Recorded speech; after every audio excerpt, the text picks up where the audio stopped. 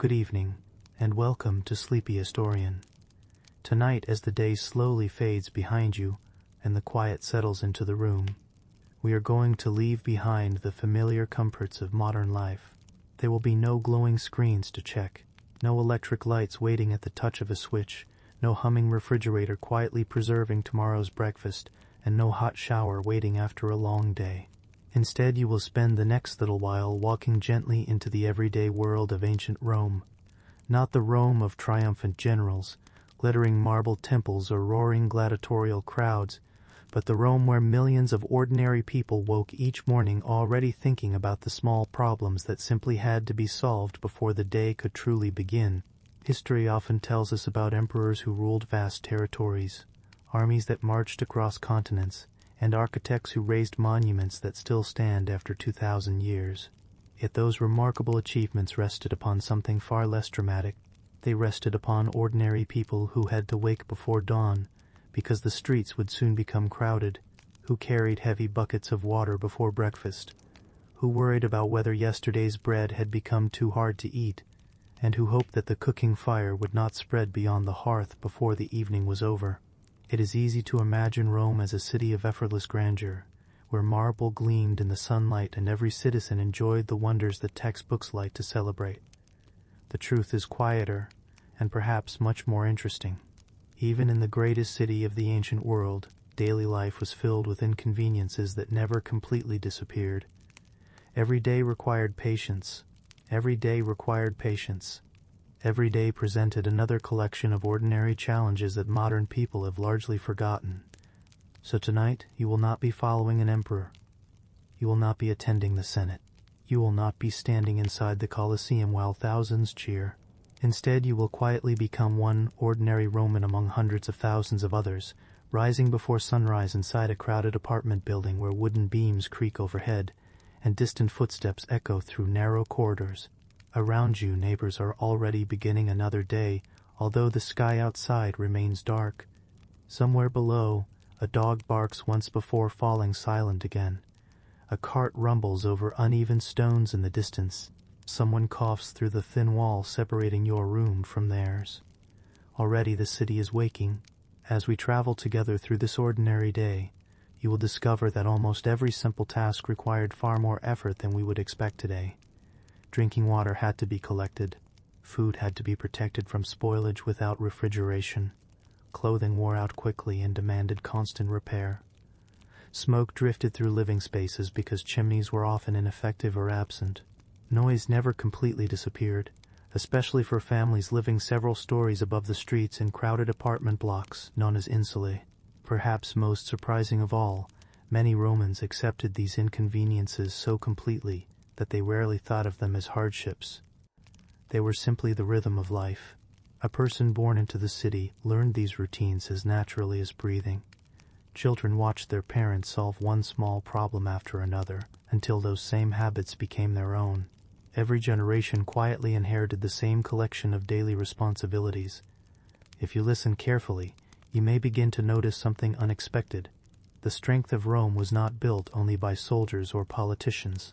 It was built by bakers rising before dawn to prepare bread, by laborers carrying stone beneath the summer sun, by mothers managing households without running water, by merchants counting coins beneath crowded market awnings, and by neighbors who depended upon one another more often than we sometimes imagine. The empire itself rested upon countless ordinary mornings. So as you settle into a comfortable position, allow your breathing to become slow and steady. There is nowhere else you need to be. Nothing demands your attention except the gentle rhythm of this journey through time. If your eyelids grow heavy, that is perfectly all right. If your thoughts drift for a little while before returning, that is perfectly natural as well. History does not mind if you wander. Ancient Rome moved at its own patient pace, and tonight, so shall we. Imagine the air around you becoming cooler. The scent of wood smoke lingers faintly. The rough stone beneath your sandals still holds a little of yesterday's warmth, although dawn has not yet arrived. Somewhere beyond the rooftops a rooster announces the coming morning, answered by another, farther away. The sound spreads slowly through the sleeping neighborhoods like gentle ripples across quiet water. Above you the apartment building shifts with soft groans as its wooden beams respond to changing temperatures. These insulae are remarkable structures, climbing several stories high to house as many families as possible within the crowded city. Yet they are rarely silent. Timber expands and contracts. Doors open and close. Buckets scrape against floors. Infants cry. Someone descends a staircase carrying yesterday's ashes to dispose of before beginning today's fire. Privacy is a luxury that few people possess. Even in the stillness before sunrise, you are never completely alone. The room where you slept is modest, the furnishings are few. Every object has earned its place through usefulness rather than decoration. A simple stool, perhaps a wooden chest containing clothing and treasured possessions, a woven sleeping mat or narrow bed, if fortune has been especially kind. The walls show signs of age. Smoke has darkened the ceiling over many years. The small window allows little fresh air to enter, yet it is enough to remind you that morning is approaching. You stretch carefully. The stiffness in your shoulders is familiar. Yesterday demanded long hours, just as tomorrow will. Outside, the streets remain dim, but already someone is collecting water from a public fountain before the queues become longer. Another neighbor prepares bread to sell in the marketplace. Somewhere a mule shifts impatiently in its harness, unaware that before long it will be pulling heavy loads across uneven paving stones. This is how Rome begins each day, not with grand speeches or military triumphs, but with thousands upon thousands of ordinary decisions. Should water be collected first, or breakfast prepared? Is there enough lamp oil remaining for tonight?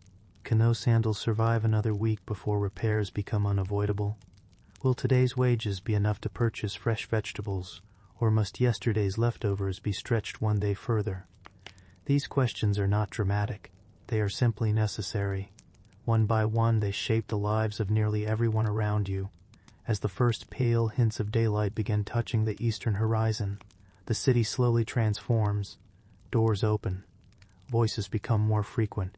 The smell of baking bread drifts through narrow streets where shadows still linger between tall buildings. Merchants begin arranging goods beneath awnings, while craftsmen prepare tools that have already served several generations. Soon the streets will become crowded beyond comfort. Soon the fountains will fill with waiting neighbors. Soon every household will begin solving another day's collection of ordinary problems. And as you quietly step outside into the cool Roman morning, blending unnoticed among countless other citizens beginning exactly the same routine, you may discover that understanding an ancient civilization has less to do with its monuments than with its mornings. Because empires, no matter how magnificent they appear in history books, are ultimately built one ordinary day at a time. Morning begins long before the sun climbs above the rooftops. You do not wake because an alarm rings, nor because gentle light slips through wide glass windows. Instead, your eyes open because the building around you has already decided that the night is over. Somewhere above, a heavy wooden chest is dragged across a floor. The sound travels through the beams with surprising clarity. A child begins to cry, only to be comforted after a few quiet moments. On the level below, someone unlatches a door, and its familiar creak echoes through the narrow stairwell. The walls between families are not thick enough to keep every sound to themselves. Life inside an apartment building is something shared, whether anyone wishes it or not. You remain still for a moment, listening. The city has not yet reached its full voice, but it is awake. Your sleeping place is simple. Perhaps it is a woven mat laid upon the floor. Perhaps a narrow wooden bed topped with straw or wool. Neither offers the deep comfort that many modern people expect. During the night you have turned several times, trying to ease the pressure beneath your shoulders or hips. Small discomforts are accepted without much complaint.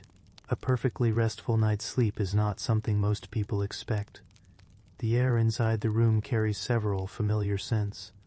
Smoke from yesterday's cooking fire still lingers faintly. The wooden beams overhead smell dry and old. Somewhere nearby there is the earthy scent of stored grain, leather sandals and wool clothing waiting to be worn once again. You sit upright slowly. Your muscles protest just enough to remind you that yesterday was filled with work. There is no reason to hurry, but there is also little reason to remain lying down. Soon the streets will grow busy. The public fountains will attract long lines of neighbors carrying jars and buckets. Bakers will already be preparing their ovens. Merchants will begin arranging goods before the first customers appear. If your own responsibilities are to be finished before midday, the morning cannot be wasted. Before standing, you reach for your clothing. Unlike wardrobes overflowing with choices, your garments are few. A simple tunic, perhaps carefully folded the previous evening, shows signs of many repairs. A seam near the shoulder has been stitched more than once. The fabric has softened through years of washing and wearing. Every patch represents another season in which replacing the garment entirely would have been far too expensive. Nothing is discarded while it can still serve another purpose. A torn cloak becomes a blanket. A worn blanket becomes cleaning cloth. Even scraps of leather may someday become straps or patches. The habit of making things last is not considered remarkable. It is simply sensible. You pull the tunic over your head and fasten your belt. Nearby rests your pair of sandals. They are sturdy enough, though the leather has become smoother with age. Their soles bear the marks of countless walks across stone streets, polished by generations of footsteps. Every crack and crease tells its own quiet story. Outside your small window, the darkness is slowly giving way to deep shades of blue. The first birds have begun calling to one another from rooftops where they spent the night.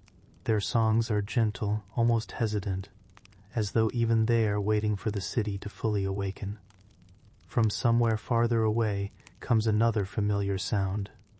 A donkey. Its patient call echoes between buildings before fading again. Animals are woven into daily life just as naturally as people. Donkeys carry heavy loads through narrow streets. Mules pull wagons filled with goods. Chickens wander small courtyards searching for insects. Dogs guard workshops and homes. Their sounds become part of the city's morning chorus, blending with footsteps, voices, and the occasional scrape of wooden wheels over uneven paving stones. You move carefully toward the doorway. The staircase beyond is narrow, built more for necessity than comfort. Each step has been worn slightly smooth by thousands upon thousands of feet. Holding the wooden railing is wise, especially in the dim light before sunrise.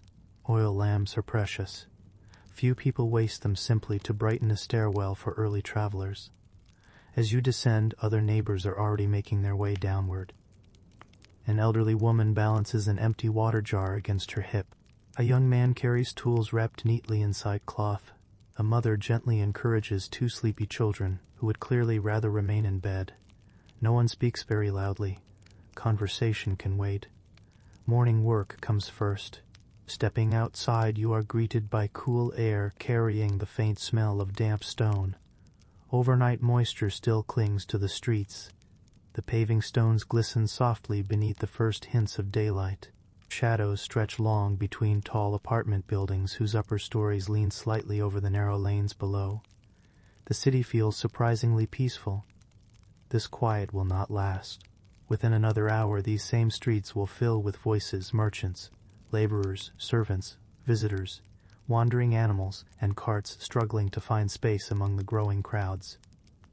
For now, however, Rome breathes slowly. You begin walking. The streets are uneven beneath your sandals. Years of use have polished some stones while others remain rough beneath your feet. Small puddles have collected where yesterday's rainwater or spilled buckets failed to drain away completely. You step around them almost without thinking. Experience teaches careful footing long before anyone explains it. Looking upward, you notice laundry hanging between neighboring windows. Tunics, blankets, and cloths sway gently in the morning breeze. Families make use of every available space. Courtyards, rooftops, balconies, and ropes stretched across narrow alleys all become places where clothing can dry beneath the Mediterranean sun. The buildings themselves rise several stories above you.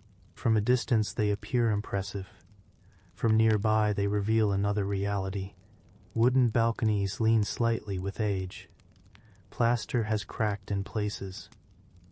Rain has stained lower walls.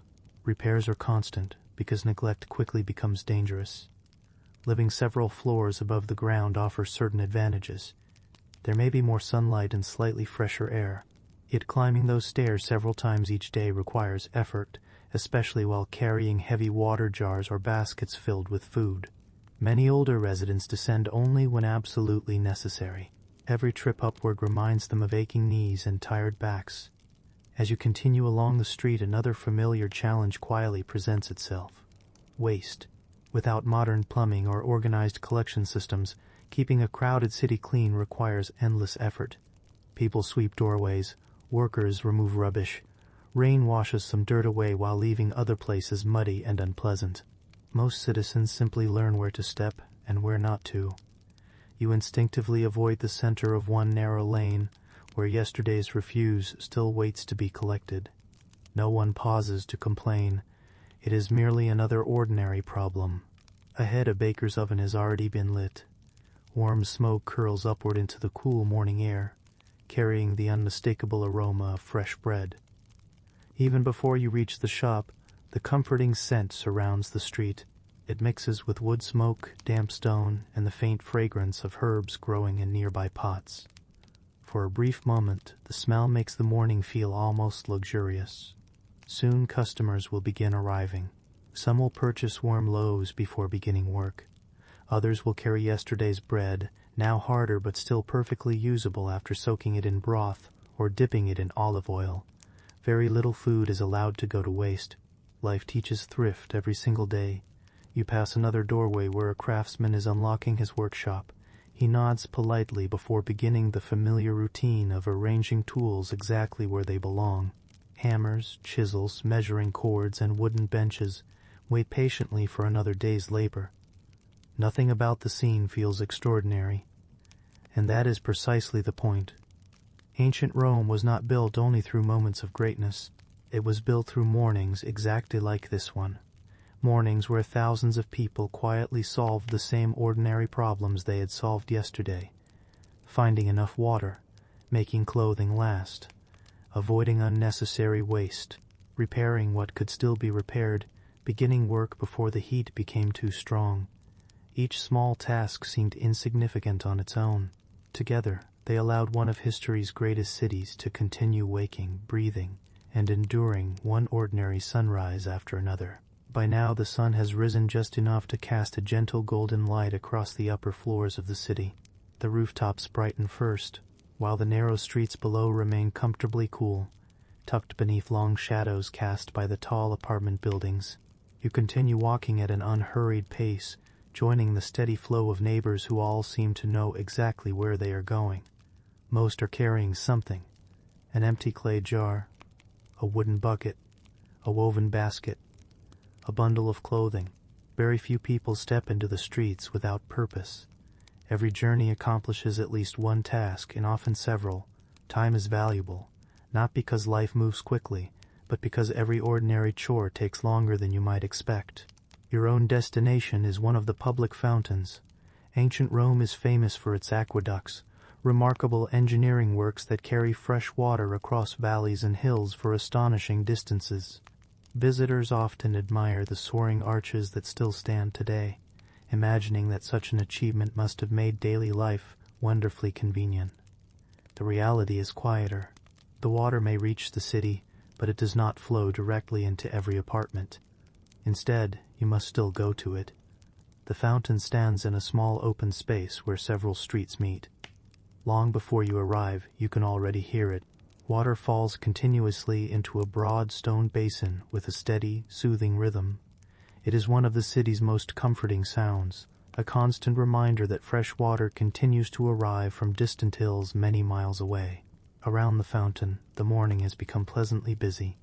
Women balance jars against their hips while waiting their turn. Older men exchange calm greetings. Children chase one another until a parent gently reminds them not to splash the clean water. A pair of donkeys stand patiently nearby, each carrying wooden frames designed to support heavy containers once they have been filled. Nobody appears impatient. Waiting is simply another part of the routine. You find your place near the end of the small line. The stone beneath your sandals feels cool despite the growing warmth of the morning. Tiny droplets of water have escaped the basin, leaving dark patches across the paving stones. Moss has begun growing in shaded corners where sunlight rarely reaches. When your turn finally arrives, you lower your clay jar carefully beneath the flowing stream. The water is wonderfully clear. It has traveled a remarkable journey before reaching this fountain, guided by carefully measured gradients that allow gravity to perform nearly all the work. Roman engineers understood something essential. If clean water could be brought into a city reliably, countless other problems became easier to manage. Even so, carrying that water home remains your responsibility. A full clay jar is surprisingly heavy. You lift it with both hands before settling its weight comfortably against your shoulder. The muscles in your arms and back tighten immediately. This is not extraordinary exercise. It is simply another ordinary task that almost everyone performs again and again throughout life. Some households require several trips each day. Water is needed for drinking, for cooking, for washing hands, for cleaning utensils, for mixing dough, for caring for animals, for countless small tasks that quietly consume every drop. You begin the careful walk back through the streets. The extra weight changes your pace. You avoid sudden movements. Every uneven stone now deserves a little more attention. A careless stumble could mean losing both the water and the valuable time required to fetch it again. Around you, countless other Romans make the same careful journey. It is almost graceful, not because the jars are light, but because practice has transformed effort into habit. Years of repetition have taught each person how to balance weight efficiently, how to shift it from one shoulder to the other, how to rest briefly without setting the container directly upon dirty ground. These are small skills, yet they shape everyday life. Passing another corner, you notice a public basin where several people are washing vegetables they have purchased from the nearby market. Fresh greens float gently across the surface while someone carefully rinses onions free of loose soil. Nearby, another resident fills a smaller vessel intended only for drinking. Every family develops its own careful system for using water wisely. Nothing is wasted. Back inside your apartment building, climbing the stairs feels noticeably different than descending them earlier. The jar seems heavier with every level you climb. By the time you finally reach your room, your breathing has deepened just enough to remind you that convenience often comes disguised as invisible labor. You lower the container gently. Not a single crack appears. Good. Replacing a broken jar is far more troublesome than carrying one. With fresh water finally available, attention turns toward cleanliness. Modern people often imagine the ancient world as permanently dirty, but the truth deserves a little more balance. Romans valued cleanliness far more than many realize. They simply approached it differently. There is no scented liquid soap waiting beside a sink. No toothbrush resting in a ceramic holder. No warm shower ready within moments. Instead, washing becomes another deliberate routine. You pour a small amount of water into a shallow basin. Hands are cleaned first. Dust gathered from yesterday disappears beneath careful rubbing. Fingernails are inspected. Face and neck follow. The cool water feels refreshing after the slow climb carrying the heavy jar. Soap, at least in the modern sense, is uncommon. Instead, oils and fine sand or ash may be used to loosen dirt before scraping the skin gently with a curved metal tool known as a strigil. Wealthier citizens encounter this practice regularly at the public baths, where attendants help remove oil and perspiration after exercise. The process may seem unusual today, yet it serves its purpose remarkably well. The public baths themselves are among Rome's greatest social spaces. Later in the day, many citizens will visit not only to bathe, but also to meet friends, discuss business, exercise, or simply enjoy a brief escape from crowded homes. Warm rooms, cool pools, steam, conversation, and routine all become part of daily life. For now, however, the baths can wait. Morning responsibilities come first. Looking around your modest room, you notice how carefully everything has been arranged. Water occupies its proper place. Cooking vessels remain stacked neatly together. Clothing hangs where fresh air can reach it. Every object has a purpose. Space is limited, especially for families living within the upper floors of crowded apartment buildings. Disorder quickly becomes inconvenience, and inconvenience quietly steals time from every other task waiting to be completed. Outside, sunlight now reaches farther into the streets. Voices have grown louder. Merchants call gentle greetings to familiar customers. Blacksmiths begin striking metal with slow, measured rhythm. The city is no longer waking. It is fully alive. Before leaving once more, you take one final drink from the freshly collected water. It is cool, clean, remarkably satisfying. For a brief moment, you appreciate something so ordinary that future generations may scarcely think about it at all. Turning a handle and watching clean water appear would one day become effortless. But here in ancient Rome, every mouthful has already required planning, patience, careful engineering, strong shoulders, and the quiet willingness to repeat the same journey tomorrow, and the day itself has only just begun. With fresh water finally stored inside your home, your attention turns toward another problem that quietly shapes every single day: food. Not a grand banquet served upon polished silver, not overflowing tables decorated with roasted meats and exotic fruits. For most Romans, breakfast is modest, practical, and designed to provide enough strength for the hours ahead, rather than enough pleasure to linger over. The morning meal is not an event, it is preparation. You kneel beside a small storage chest, where much of your household's food is kept. The chest is sturdy, carefully made to protect its contents from dampness, curious animals, and insects that seem to discover even the smallest forgotten crumbs. Inside rests a small loaf of bread baked yesterday, wrapped loosely in cloth. It has already become firmer than when it first left the oven, but that is expected. Bread changes quickly, and few people expect it to remain soft for long. You break away a piece. The crust offers a little resistance before yielding with a familiar crack. Fresh bread is a luxury of timing. Yesterday's bread is simply breakfast. Nothing about it feels disappointing. Beside it sit a handful of olives preserved carefully in brine. Their taste is sharp and pleasantly salty, encouraging slow bites rather than hurried ones. A small portion of goat's cheese waits nearby, firm enough to last several days if kept carefully. It is not extravagant, yet it provides valuable nourishment that will carry you through much of the morning. Perhaps there is also a little honey, only a little.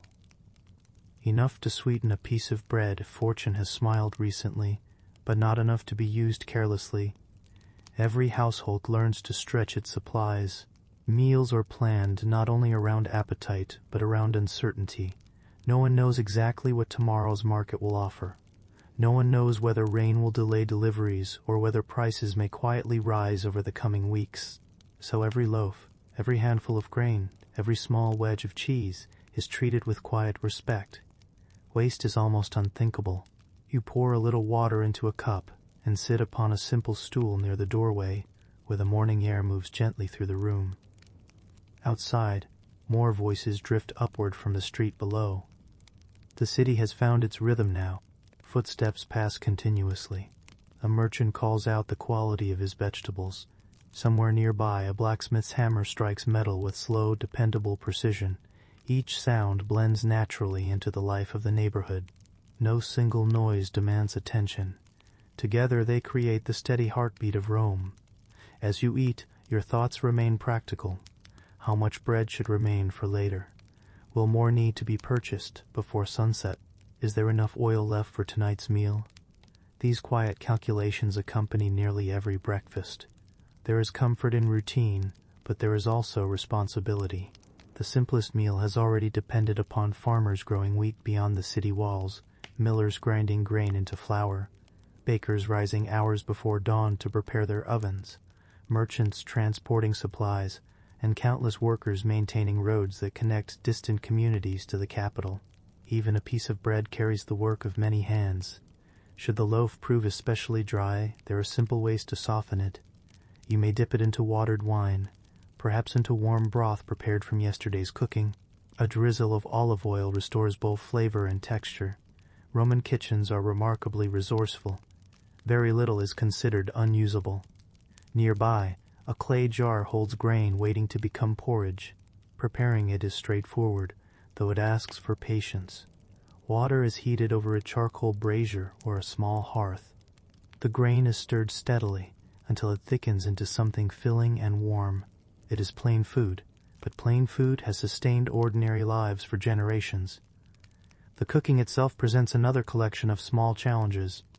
Your home does not contain the spacious kitchen that many people imagine today. Instead, cooking often takes place over a modest hearth where smoke has only limited ways to escape. As the fire catches, thin gray wisps begin curling upward, collecting beneath the ceiling before slowly drifting toward the small window. The smell is familiar: wood, charcoal, warm clay, a faint trace of yesterday's meal. Within moments your eyes notice the smoke, though they have long since learned to tolerate it better than those of a visitor might.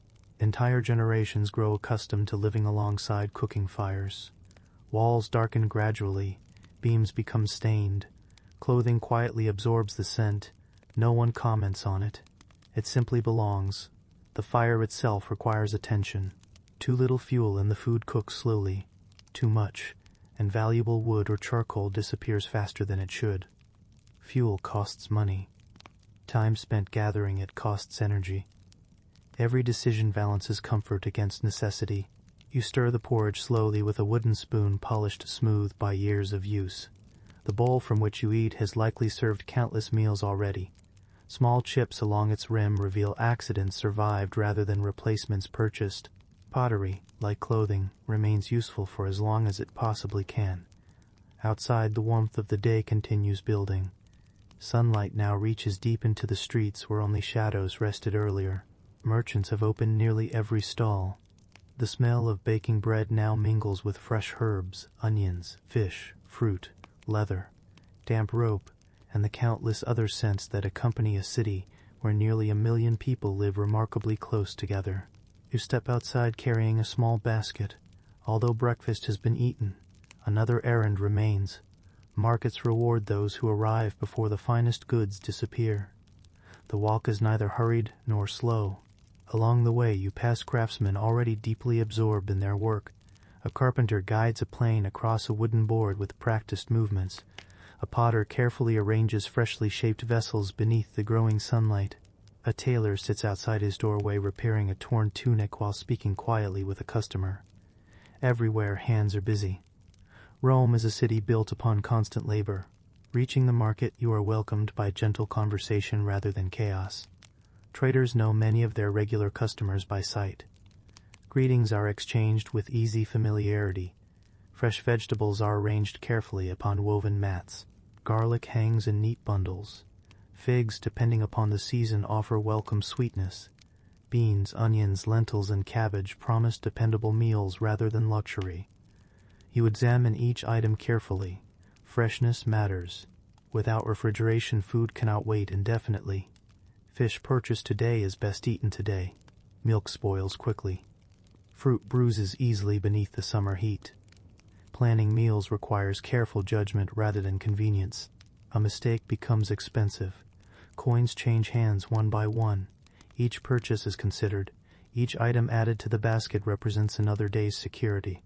As you begin walking home once again, the basket resting comfortably against your arm, you notice how naturally everyone around you performs the same quiet calculations. Every face carries familiar routines. Every household solves nearly identical problems using slightly different habits learned from parents and grandparents before them. No one imagines these tasks as remarkable, yet together they sustain one of the greatest cities the world has ever known. Empires may be remembered for victories. Historians may celebrate emperors. Travelers may marvel at aqueducts and temples. But beneath every monument stands an ordinary morning like this one, where someone carefully chose bread instead of waste, repaired a bowl instead of replacing it, carried food home beneath the warming sun, and quietly prepared for another long day of work. The greatness of Rome was built not only with marble and stone. It was built with breakfasts, with careful hands, with modest meals, and with millions of ordinary people who solve the same small problems every single day, never imagining that their quiet routines would one day become history. By the time your morning meal has been finished, and the last errands close to home have been completed, Rome has changed completely. The quiet streets of dawn have disappeared. In their place comes the steady rhythm of a city fully awake. You step into the flow of people almost without thinking. There is no single crowd moving toward one destination. Instead, hundreds of smaller streams weave together, separating and joining again like branches of a wide river. Merchants head toward busy squares. Craftsmen unlock workshops. Laborers carry ropes, tools, or baskets balanced carefully upon their shoulders. Children run brief errands before returning home. Messengers move with slightly greater purpose than everyone else, careful not to lose valuable time. No one stands still for very long. Movement itself has become part of the city's character. The streets beneath your sandals are familiar now, yet they demand constant attention. Large paving stones have settled unevenly over many decades. Some sit slightly higher than others. Tiny gaps collect dust during dry weather and muddy water after rain. You instinctively shorten one step, lengthen the next, avoiding places where experience has taught you to tread carefully. Walking through Rome is never entirely effortless. Every journey asks for awareness. Ahead, 2 donkeys pull a wooden cart loaded with sacks of grain. Their pace is slow but steady. The driver encourages them gently rather than loudly, knowing there is little point in rushing through streets already crowded with people. Around them, pedestrians quietly adjust their own paths, allowing just enough space for the wheels to pass. No one seems surprised. Everyone has performed this quiet dance countless times before. You pause briefly beside a building where fresh plaster has recently been applied. The pale surface catches the morning light beautifully, standing out against older walls darkened by smoke and weather. Repairs are always taking place somewhere in the city. Roof tiles need replacing. Wooden shutters loosen with age. Stone steps wear smooth beneath thousands of feet. Rome is not simply built once, it is repaired every day. A little farther along, the smell of bread gives way to something entirely different. Leather. A workshop stands open to the street where a cobbler bends over a sandal, held securely between his knees. Tiny awls, knives, and waxed thread lie arranged neatly upon the bench beside him. His fingers move with quiet confidence, strengthening a worn strap that might otherwise have broken before the day's work was finished. Few customers purchase new sandals unless absolutely necessary. Repair comes first. Always. The same philosophy appears everywhere. A cracked basket is woven together again. A chipped pot receives another careful patch. A faded cloak is turned inside out so the less worn side faces outward. Objects live surprisingly long lives because replacing them demands resources many families simply cannot spare. As you continue walking, another challenge quietly announces itself. The street narrows. Tall apartment buildings lean inward ever so slightly, reducing the open sky above to a narrow ribbon of blue. Sunlight reaches the paving stones only in scattered patches. Voices echo more clearly here. Conversations from open windows drift downward. Somewhere overhead, someone shakes dust from a blanket hanging across a balcony. You glance upward almost automatically. People living below quickly learn that looking above is often wise. Residents sometimes lower baskets by rope to collect goods from street vendors without descending several flights of stairs. Laundry hangs from lines stretched between windows. Flower pots rest upon ledges. Most remain perfectly secure, yet caution has become second nature. Life in a crowded city teaches awareness in every direction. A familiar smell reaches you before its source becomes visible. Smoke. Not from one fire, but from dozens. Small cooking hearths, bakeries, metal workshops, and charcoal braziers each release their own thin columns into the morning air. Together they create a faint haze that softens the distant outlines of rooftops. Few people notice it anymore. It belongs to the city just as naturally as the sound of footsteps. Ahead, a group of laborers carefully carries long wooden beams toward a construction site. Their movements are slow and remarkably well coordinated. No shouted commands are necessary. Each person understands the rhythm. They pause together at corners, lift together over uneven stones, and rest together when needed. Large projects are built through countless moments exactly like these. Quiet cooperation, steady effort, patient repetition. Nearby, a woman carrying a basket of vegetables steps aside to allow them room to pass. An elderly man gently guides his walking stick around the puddle left by an overflowing fountain. 2 young apprentices hurry toward their master's workshop, each carrying bundles of tools almost as long as their own arms. The city accommodates everyone, not because it is spacious, but because everyone has learned to adjust. Soon you arrive at one of Rome's busier crossroads. Here the flow of people becomes noticeably denser. Merchants call polite invitations rather than loud demands. Buyers pause briefly before continuing on. News travels from one conversation to another almost effortlessly. Someone mentions the arrival of a shipment from a distant province. Another speaks quietly about grain prices. A traveler describes roads beyond the city where recent rains have slowed wagons. Information moves through conversation. There are no newspapers waiting on doorsteps. No notices appearing instantly across distant places. The streets themselves carry the news. You continue onward, occasionally stepping aside whenever another cart approaches. Heavy wagons cannot easily change direction once committed to a narrow street. Their wooden wheels creak under impressive loads while iron rims scrape softly across stone. The drivers know every difficult corner, every steep incline, every place where wheels are likely to catch. Experience guides them more reliably than signs ever could. As the morning grows warmer, dust begins rising wherever the streets have dried completely. Tiny particles settle upon sandals, clothing, baskets, and uncovered hair. It is a minor inconvenience, but one repeated every day. During wetter seasons, the problem changes. Dust becomes mud. The challenge remains, only its form is different. You pass beneath the shadow of a large public building where several citizens have paused simply to enjoy a few moments of cooler air. Shade is appreciated long before midday arrives. Stone walls release the night's lingering coolness gradually, making even a brief stop pleasantly refreshing. Nearby, a water cellar offers cups drawn from a clean container. Several workers pause gratefully before returning to their tasks. The smallest comforts matter. A drink, a shaded doorway, a gentle breeze between buildings. These moments ask for nothing grand, yet they quietly restore the strength needed for the hour still ahead. Looking around, you realize that nearly everyone you can see is solving some practical problem, delivering goods, repairing tools, finding customers, carrying supplies, fetching water, preparing food, mending clothing, sweeping a doorway, leading an animal. Nothing about their work will appear in official histories. No monument will celebrate today's careful repairs to a pair of sandals. No triumphal arch will honor the woman carrying vegetables home through crowded streets. Yet without these people, the city would stop almost immediately. Its markets would empty. Its ovens would cool. Its workshops would fall silent. Its magnificent buildings would slowly crumble without constant care. Rome depends not only upon greatness. It depends upon ordinary mornings continuing exactly as they should.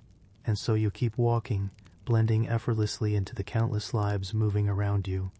Another quiet citizen among many, solving small problems one careful step at a time, while the greatest city of the ancient world carries on around you with calm, patient determination. The farther you walk into the heart of the city, the more clearly one simple truth begins to reveal itself. Rome never seems to finish working. The activity changes from street to street, from neighborhood to neighborhood, yet everywhere you look, hands remain occupied. Some shape wood, others polish bronze, some count coins, others sweep floors that will need sweeping again before the day is over. There is no great signal announcing the beginning of work.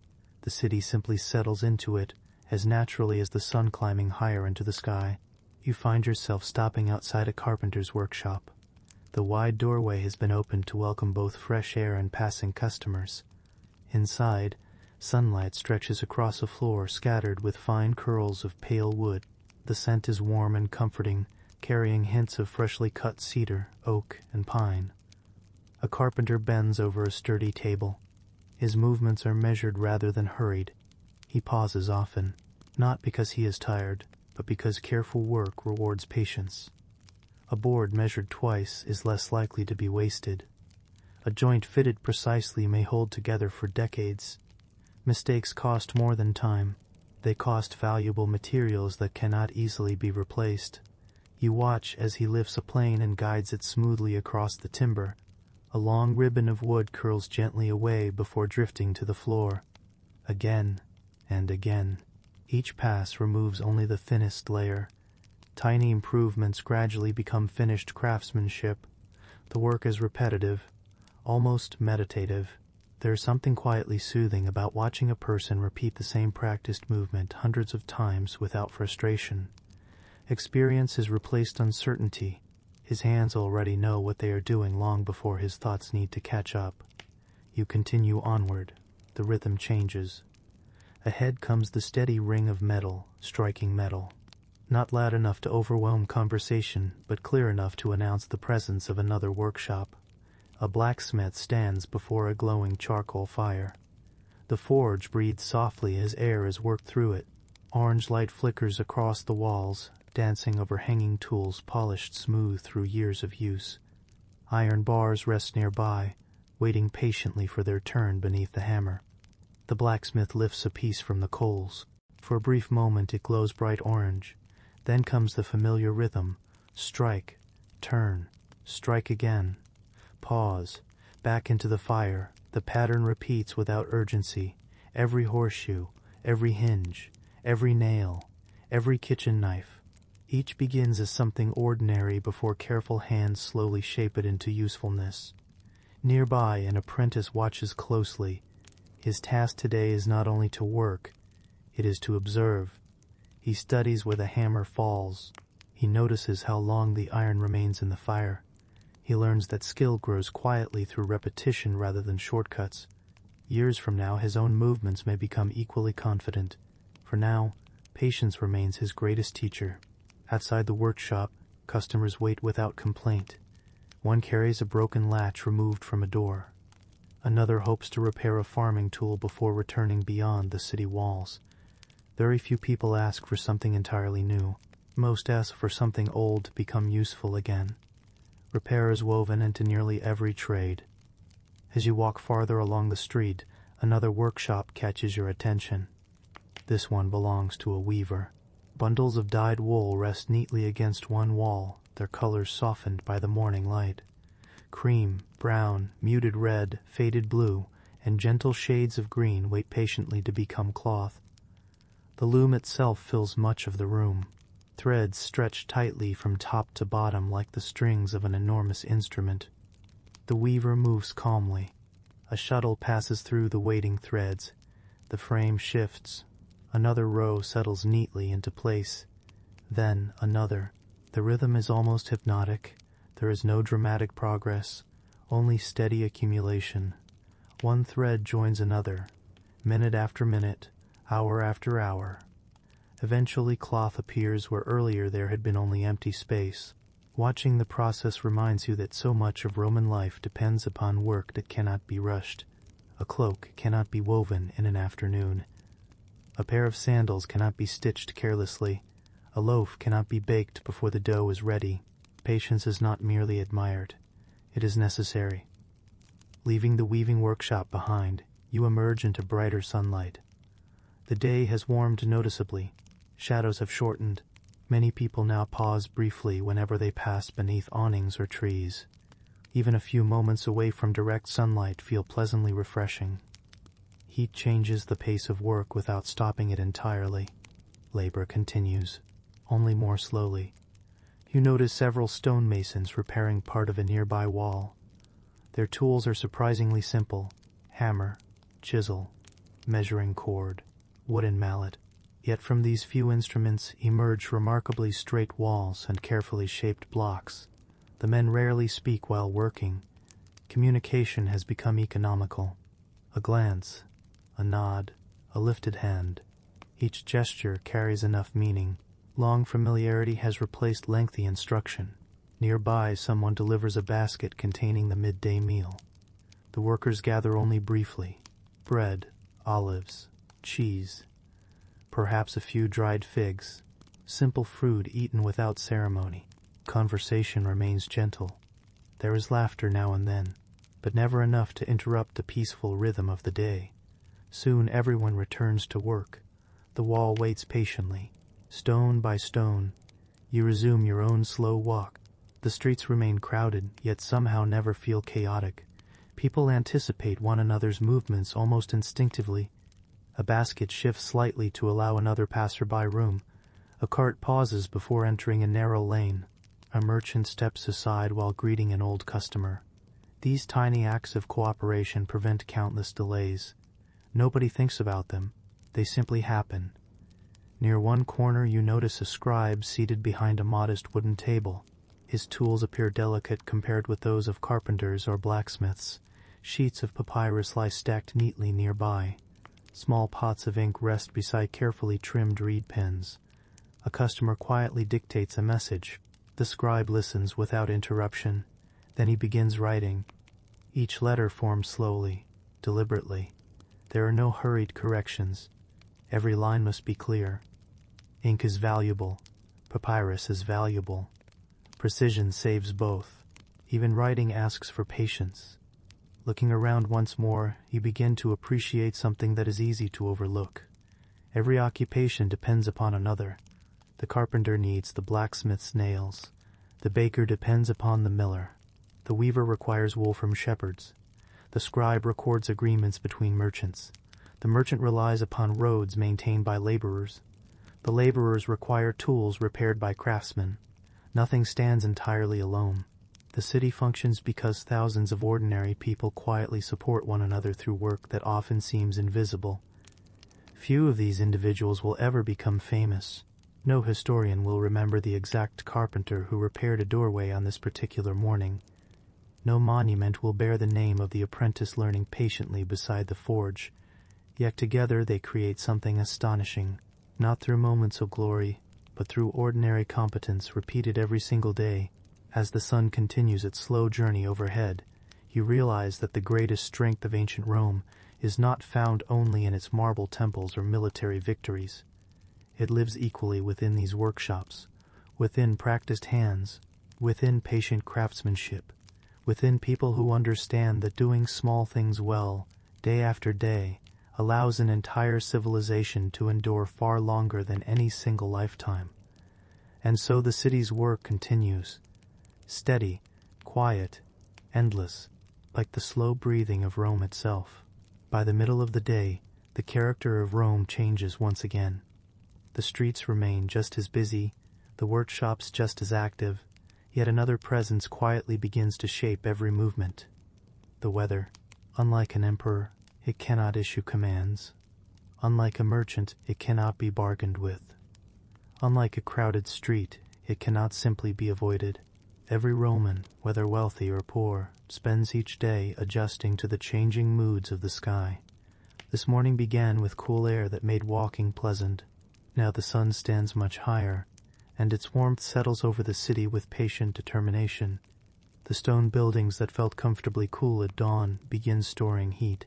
Walls that offered relief only a short while ago slowly become warm beneath your fingertips. You notice the change almost without thinking.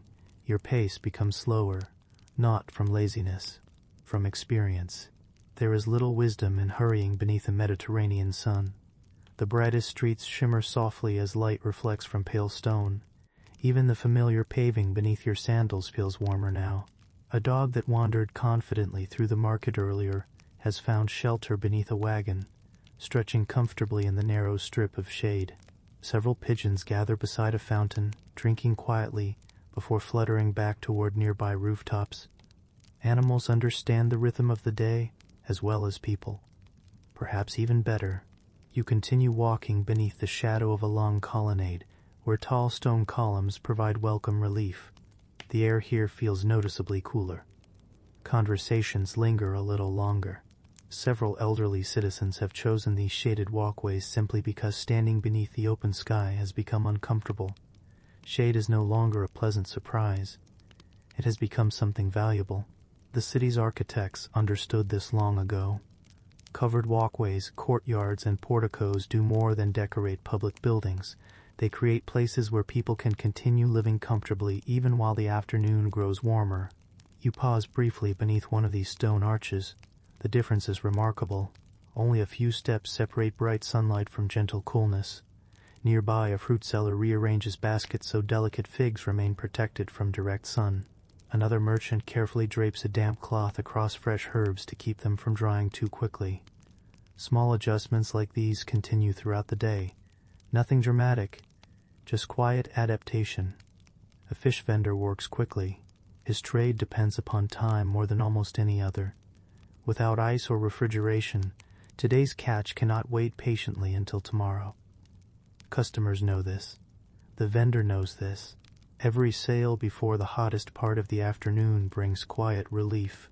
Further along, the scent of fresh bread has faded. Now the air carries warmer smells. Dust, olive oil, sun-heated stone, leather warmed by the afternoon, smoke drifting lazily upward from dozens of cooking fires. The city has its own fragrance, changing gently with each passing hour. It is impossible to describe with only one scent.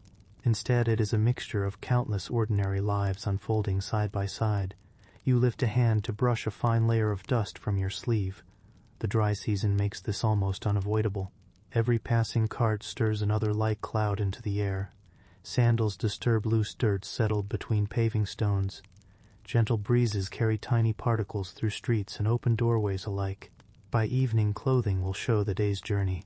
No one expects otherwise. When rain finally arrives, the problem changes rather than disappears. Dust gives way to mud. The familiar streets become slippery. Wheels sink deeper into softened ground beyond the paved roads. Water gathers in shallow depressions, reflecting the cloudy sky before countless footsteps disturb their stillness. Romans do not hope for perfect weather. They simply learn to live with whatever arrives. The seasons each bring their own quiet collection of challenges. Summer asks for patience. Winter asks for endurance. Spring covers roads with fresh growth while sudden rains interrupts travel. Autumn brings welcome harvests alongside shorter days.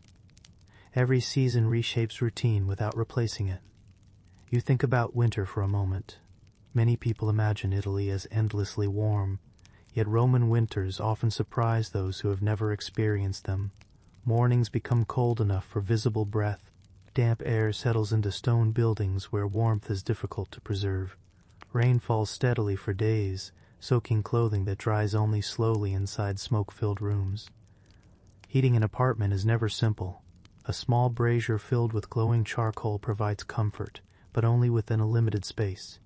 Families gather closer together, sharing warmth as naturally as conversation. Fuel becomes especially precious. Every piece of wood matters. Every basket of charcoal represents money already spent or labor already completed. No one burns more than necessary. Looking upward, you notice shutters standing open across many upper windows. Residents hope to welcome every passing breeze. Curtains move gently. Laundry sways almost lazily between neighboring buildings. Air itself becomes valuable. Fresh movement carries away lingering smoke from cooking fires. It cools rooms warmed throughout the morning. It brings small moments of relief that cost nothing. Inside many homes, however, smoke remains an ordinary companion. Most cooking still depends upon open flames. Even where chimneys exist, they rarely remove every trace. Ceilings darken gradually through the years. Beams collect soot. Pots hanging above the hearth slowly change color. Children grow up believing this smell belongs to home. Visitors notice it. Residents rarely do. You pass a doorway where someone has placed a bowl of water near the entrance. A traveler pauses gratefully to rinse dust from tired hands before continuing. Nearby, another household sprinkles water across the ground outside. For a little while, the moisture settles loose dust and cools the air immediately around the entrance. It is a simple solution, temporary, yet surprisingly effective. Throughout Rome, thousands of small adjustments like these quietly unfold every hour. A cloak is removed before the day becomes too warm. Sandals are tightened after leather softens slightly beneath the heat. A worker changes tasks, choosing those requiring less effort during the hottest hours. A merchant shifts goods farther beneath the awning. No one announces these decisions. They simply happen. Living comfortably depends upon constant observation. You begin walking once more, choosing streets where taller buildings provide longer shadows. Others around you have made exactly the same decision. Without speaking, everyone seems to understand where the air feels cooler, where fountains offer fresh water, and where sunlight becomes almost unbearable during midsummer afternoons. Knowledge of the city extends beyond maps. It lives in experience, in memory, in habits quietly passed from one generation to the next. An older neighbor might teach a child which route stays shaded longest. A parent explains how to store grain where he cannot spoil it too quickly. A craftsman learns exactly when afternoon sunlight reaches the workshop window and plans delicate work accordingly. These lessons are never written into law, yet they become part of everyday survival. You pause beside another public fountain. The steady sound of falling water feels almost cooler than the air itself. Several workers drink slowly. One splashes water gently across his face before returning to his duties. Another fills a cup for an elderly companion. The fountain asks for nothing. It simply continues flowing, hour after hour, serving anyone who arrives. Looking around, you realize that Rome's greatness has never depended upon escaping nature. It depends upon learning to cooperate with it. The weather cannot be defeated. The seasons cannot be commanded. Heat, cold, wind, rain, dust, and smoke remain faithful companions throughout every year. The wisest citizens do not struggle endlessly against them.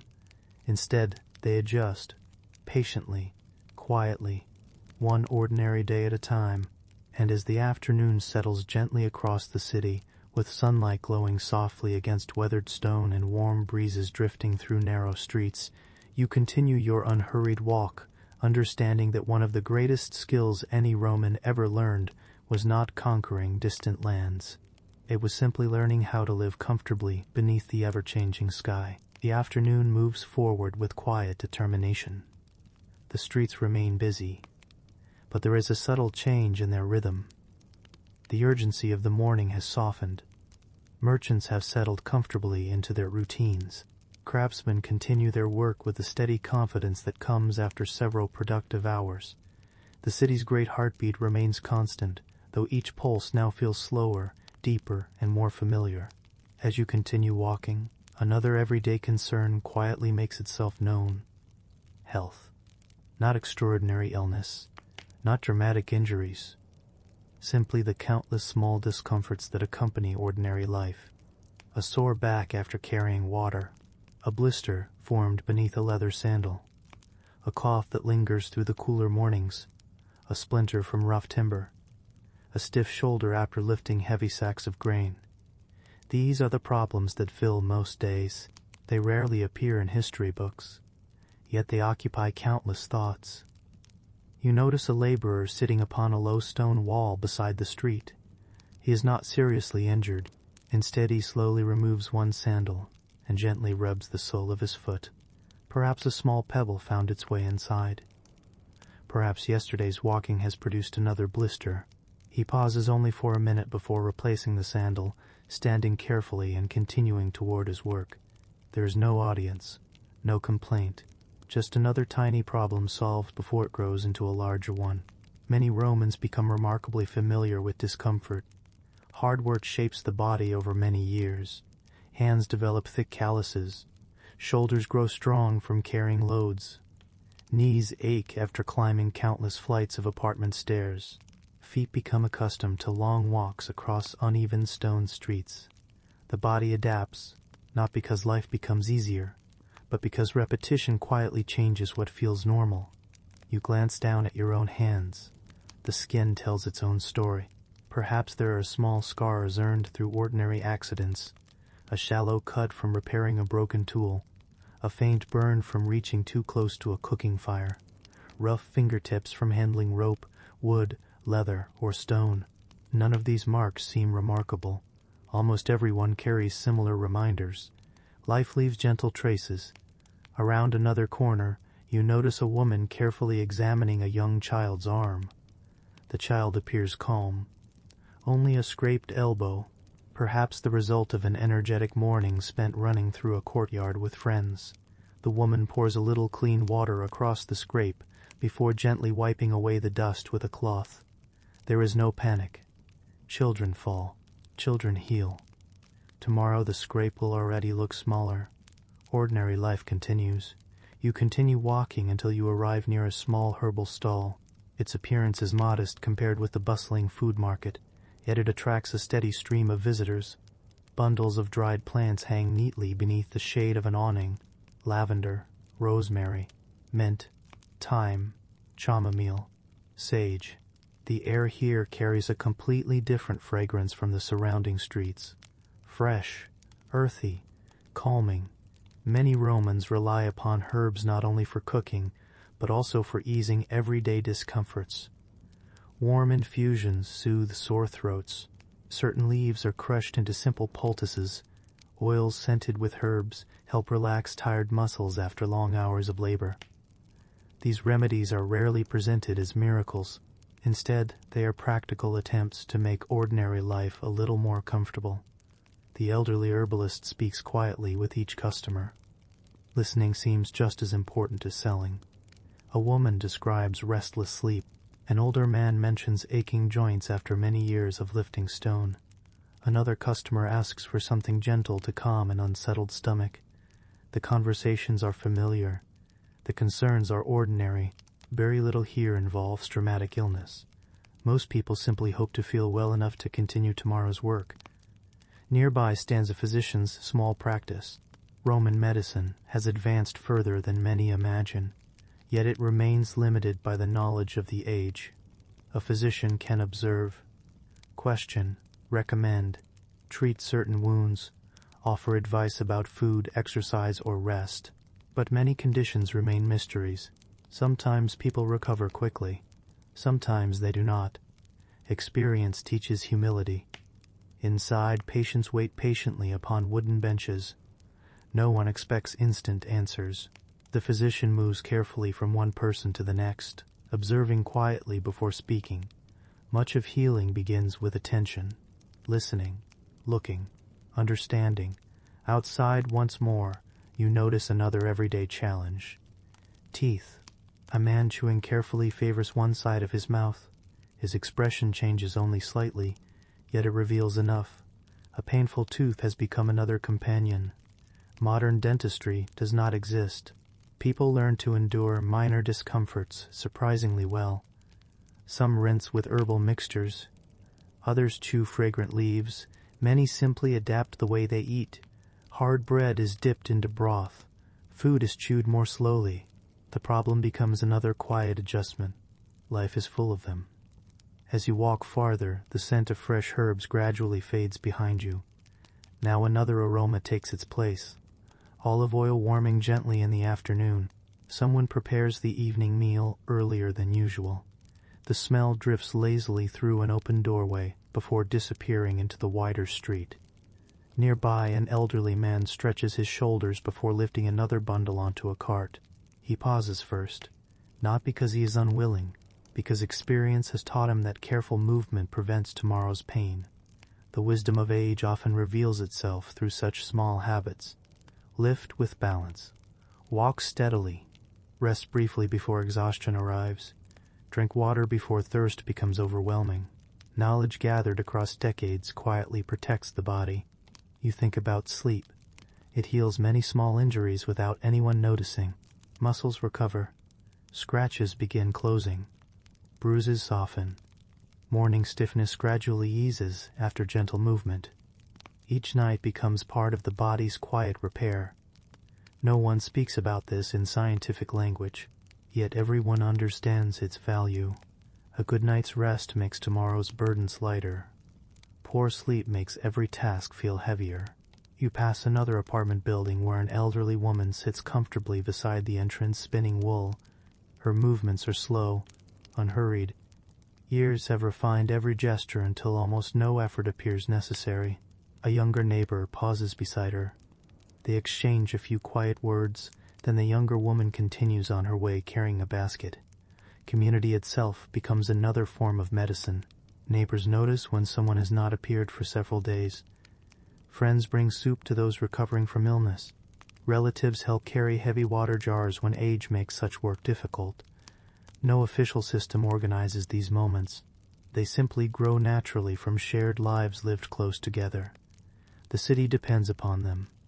As afternoon sunlight softens ever so slightly, you realize that maintaining health in ancient Rome is rarely about avoiding every discomfort. That would be impossible. Instead, it is about managing countless small inconveniences before they become larger problems. Treating a blister, cleaning a scrape, drinking enough water, resting when necessary, eating simple, nourishing food, accepting that the body, like a favorite pair of sandals, requires regular care if it is expected to serve faithfully for many years. It is a quiet philosophy, practical rather than dramatic, and perhaps that is why it has endured across generations. Because ordinary people rarely ask for perfect health. They simply hope to wake tomorrow morning ready to solve another day's collection of ordinary problems. And in ancient Rome, that hope is often enough. The afternoon has begun its slow journey toward evening. The sunlight no longer falls directly overhead. Instead, it reaches into the city from a gentle angle, painting warm shades of gold across weathered stone walls and tiled rooftops. Shadows begin to stretch once more, growing a little longer with every passing moment. The hottest part of the day is slowly fading, and with it comes another familiar rhythm that touches nearly every Roman household. It is time to think about tomorrow. Not tomorrow in the distant sense. Tomorrow's food, tomorrow's supplies, tomorrow's small necessities. Life in ancient Rome leaves very little room for forgetting ordinary things. You find yourself returning toward one of the city's larger markets. The atmosphere has changed since the morning. The busiest crowds have passed, replaced by calmer conversations between merchants and familiar customers. There is less urgency now. Buyers move carefully from one stall to another, taking their time, comparing what remains, weighing today's needs against tomorrow's possibilities. No one fills an enormous cart. No one purchases weeks of food at once. Most families simply do not have the space, nor would many foods remain fresh for so long. You pause beside a merchant selling grains. Large woven sacks stand neatly arranged beneath a canvas awning. Wheat, barley, and oats rest in separate piles, each with its own slightly different color and texture. A simple wooden scoop leans against one sack, polished smooth after years of steady use. The merchant greets you with an easy smile. Perhaps he has seen you many times before. Regular customers become familiar faces. Trust grows slowly through repeated encounters. You ask for a modest amount, enough for several meals, nothing excessive. The merchant fills the scoop carefully before pouring the grain into your cloth bag. There is no rushing. Every measure matters. A little too much costs the merchant. A little too little disappoints the customer. Fairness protects both. Coins change hands quietly. You feel their familiar weight before placing them into the merchant's palm. Roman coins vary in size, color, and value. Bronze, silver, and occasionally gold pass from hand to hand countless times throughout their lives. Some have become smooth around the edges after years of use. Others still display the face of an emperor with surprising clarity. Each coin carries more than value. It carries trust. Both buyer and seller quietly agree that this small piece of metal represents honest exchange. Nearby, another customer studies a basket of onions. She gently presses one between her fingers before selecting another instead. Freshness reveals itself through experience. A bruised vegetable means wasted money. A healthy one promises another nourishing meal. The merchant watches patiently. He knows careful customers often become loyal customers. You continue farther through the market. The variety is remarkable without feeling extravagant. Bundles of herbs, clay jars filled with olive oil, garlic braided neatly together, fresh eggs resting carefully in straw, small wheels of cheese, dried beans, lentils, nuts gathered from nearby groves. Everything has its season. Everything has its place. Romans understand this naturally. No one expects strawberries during winter. No one searches for fresh grapes in early spring. The changing seasons quietly shape every table. You stop beside a fruit seller arranging ripe figs. The afternoon sun has softened them slightly. They must be sold soon. The merchant knows this. His prices become just a little more generous. Food nearing the end of its freshness still has value today. Tomorrow is less certain. A mother with 2 young children chooses several figs before thanking the merchant warmly. The children smile quietly, already anticipating the sweetness waiting for them at home. Simple pleasures need not be expensive. A ripe piece of fruit, fresh bread, cool water. These remain among life's greatest comforts. Not far away, another merchant specializes in pottery. Shelves display bowls, cups, storage jars, and cooking vessels of many shapes. Each object appears simple, yet every household depends upon them. You pick up a small clay bowl. Its surface feels cool beneath your fingers. The weight is balanced, the rim smooth. The potter notices your interest. He explains with calm pride that the clay came from nearby hills, carefully prepared before shaping and firing. Nothing here has been hurried. Good pottery rewards patience. You return the bowl gently. The one at home still serves well enough. There is no reason to replace what continues to perform its task faithfully. Again you notice the Roman habit of preservation rather than replacement. Throughout the market, repairs remain just as common as purchases. A basket maker carefully strengthens a worn handle. A leather worker replaces broken straps on an old satchel. A tailor quietly patches the sleeve of a tunic while its owner waits nearby. Even here, among goods for sale, restoration remains an everyday craft. Waste benefits no one. The afternoon breeze carries the gentle scent of olive oil mixed with herbs. Nearby, someone samples a small piece of cheese before making a purchase. The merchant offers it freely, not as a clever trick, simply because shared trust often begins with shared taste. Conversations drift through the market as softly as the breeze. People discuss harvests, weather, road conditions, family news, the latest shipment arriving from another province. No one raises their voice unnecessarily.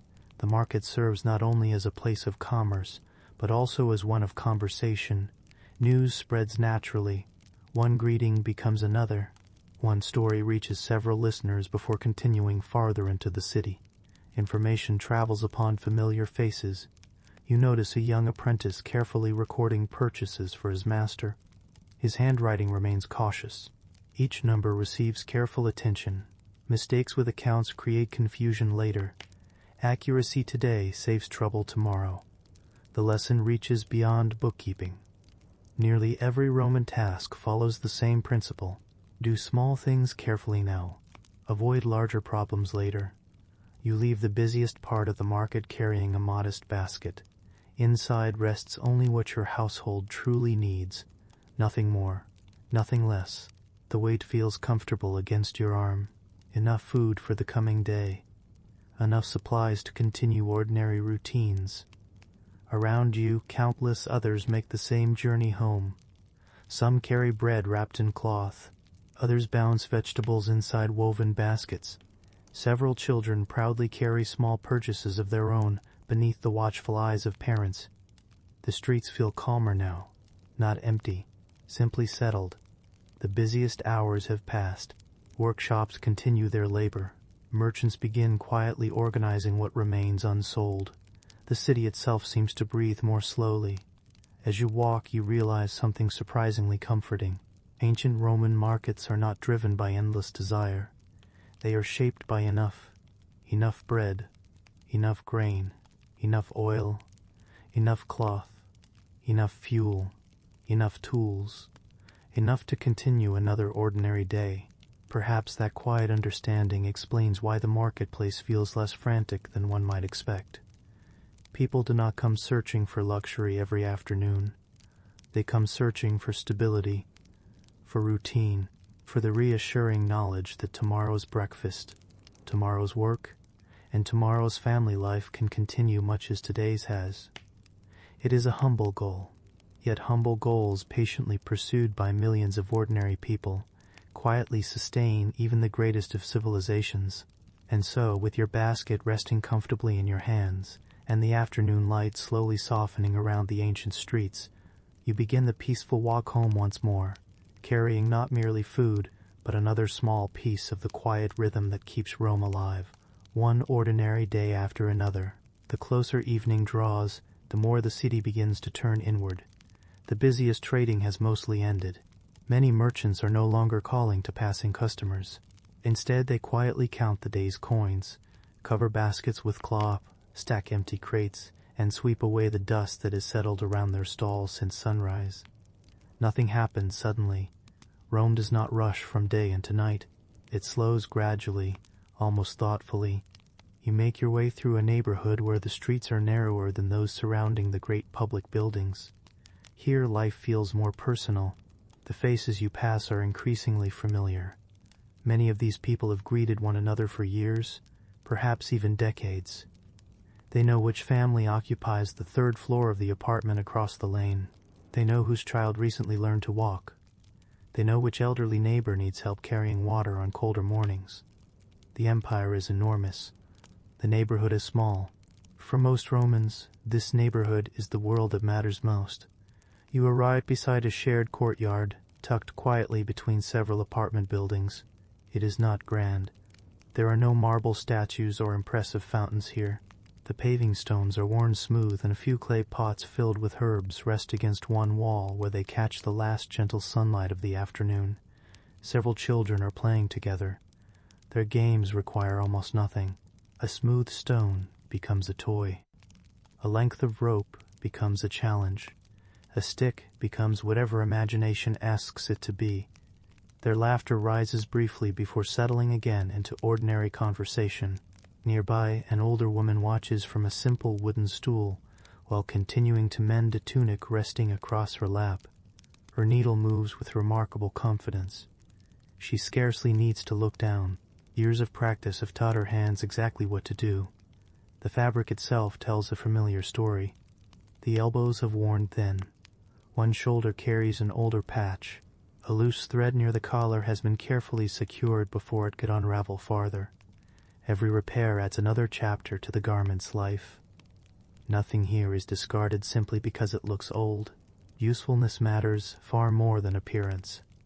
Across the courtyard, another family has opened its shutters wide. Fresh air drifts gently through the rooms. Inside, someone is sweeping the floor with a bundle of stiff reeds tied together to form a simple broom. Dust gathers into neat little piles before being carried outside. It is quiet work, necessary work, work that will almost certainly need repeating tomorrow. The rhythm of daily life is built upon tasks that are never truly finished. Clothing becomes dirty again. Floors gather dust again. Water jars become empty again. Bread must be baked again. These endless cycles might sound exhausting to modern ears. Yet for the people living them, they create something surprisingly comforting.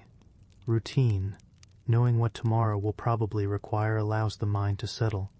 You continue walking and notice a young boy carrying a small basket filled with freshly baked bread. The basket is almost too large for him, yet he carries it carefully. An older sister walks beside him, quietly reminding him to watch the uneven stones beneath his feet. The bread is still warm.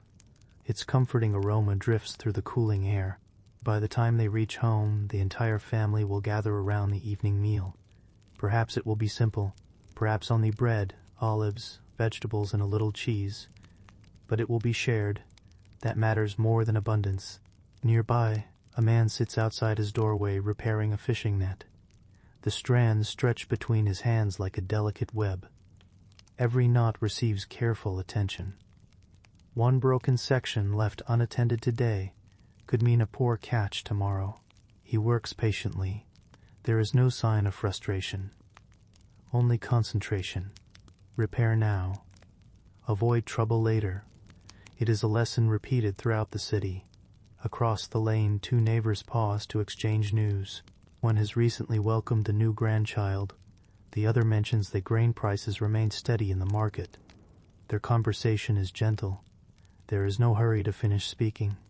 Evening allows time that morning could not spare. As daylight softens, apartment windows begin glowing one by one with the warm light of small oil lamps. The transformation is gradual. One window, then another, then several more. From the street below, the buildings begin to resemble quiet hillsides scattered with tiny golden stars. Oil is valuable. No family wastes it unnecessarily. The lamps remain small, providing enough light for conversation, sewing, or preparing the evening meal, but rarely enough to brighten an entire room. Darkness is accepted rather than defeated. You pause for a moment, watching smoke rise from dozens of chimneys and rooftop vents. Each thin column marks another household preparing supper. The aromas mingle together: fresh bread, boiling lentils, roasted onions, herbs, olive oil warming gently over charcoal. The city smells comforting, not luxurious, simply lived in. Inside one apartment, an elderly grandfather tells a familiar story to two attentive children. You cannot hear every word, only the soft rhythm of his voice drifting through the open window. The children already know much of the tale. Still, they listen. Some stories are meant to be heard many times. Much like the routines of everyday life, repetition creates familiarity rather than boredom.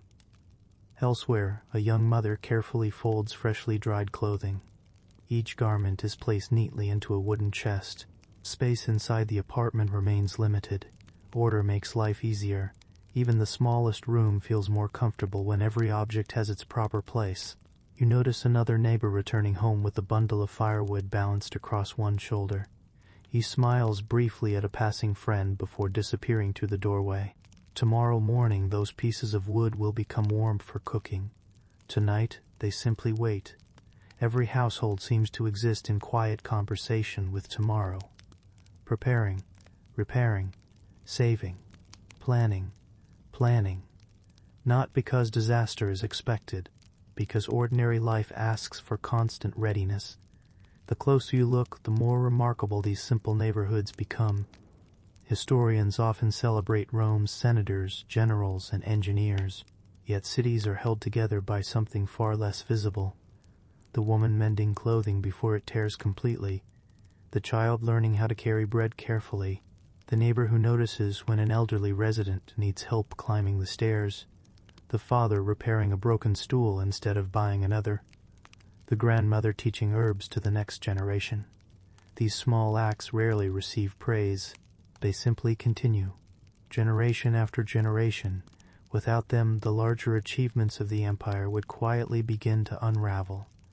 The sun now rests low above the distant rooftops. Golden light slips gently across the upper stories of the apartment buildings before slowly disappearing. The air grows cooler. People speak a little more softly. Birds settle onto roof tiles where they will remain until morning. The city's endless movement has not ended. It has merely become quieter. Soon families will gather around modest meals. Oil lamps will flicker against plaster walls darkened by years of cooking smoke. Conversations will drift gently through open windows before one household after another settles into the peaceful routines of evening. Tomorrow the same ordinary challenges will return. Water will need collecting. Bread will need baking.